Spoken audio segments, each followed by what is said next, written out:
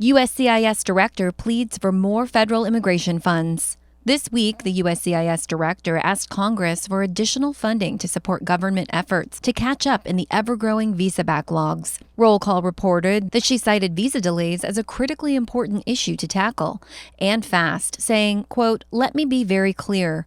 Our processing times are too long. There are no ifs, ands, or buts about it." The agency is facing an unprecedented backlog, which has driven massive increases in processing times, holding applicants in limbo for months and, in some cases, years. She also touched on an upcoming increase in immigration application fees.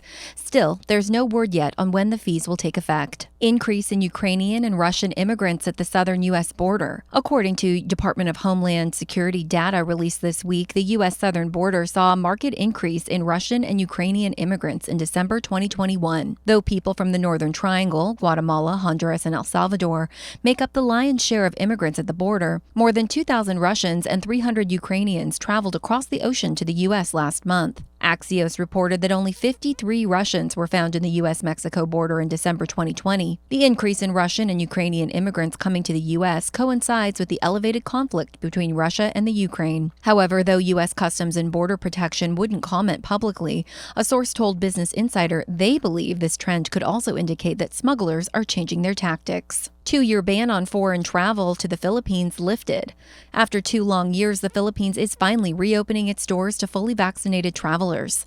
The Philippine government originally announced it would open on December 1st of last year, but postponed that plan due to the rapid spread of the Omicron variant. In the first year of the pandemic, more than 1 million Filipinos lost their jobs in tourism, as the number of tourists traveling to the Philippines plummeted by 6 million. Now the country is opening travel to more than 150 countries, including the U.S., effective February 10th. Travelers who are unvaccinated will still have to quarantine in a government facility until they have a negative COVID-19 PCR test on day 5, and will then have to quarantine at home for 2 weeks after they arrive. Children under the age of 18 are exempt from the vaccination requirements. 8 states sue Biden over Central American minor immigration program. 8 Republican attorney generals have sued the Biden administration, asking a federal judge to halt a Biden administration program allowing children of legal immigrants from Central America who live in the U.S. to reunite with their families.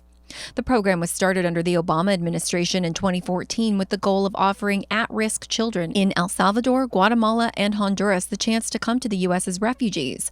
Last year, President Biden expanded the program, allowing children whose parents or legal guardians are currently working through existing asylum cases to participate as well. The attorneys general in Arkansas, Alaska, Florida, Indiana, Missouri, Montana, Oklahoma, and Texas filed the suit last Friday, saying there are no lawful paths for aliens who lack status to come and join other aliens who lack status in the United States, and for good reason.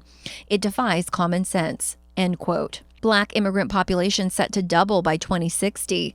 Boundless released a new report this week looking at unique challenges and experiences facing Black immigrants in the United States.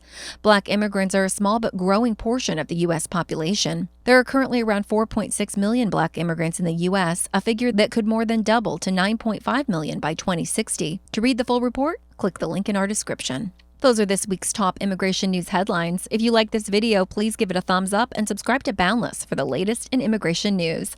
Thanks for watching.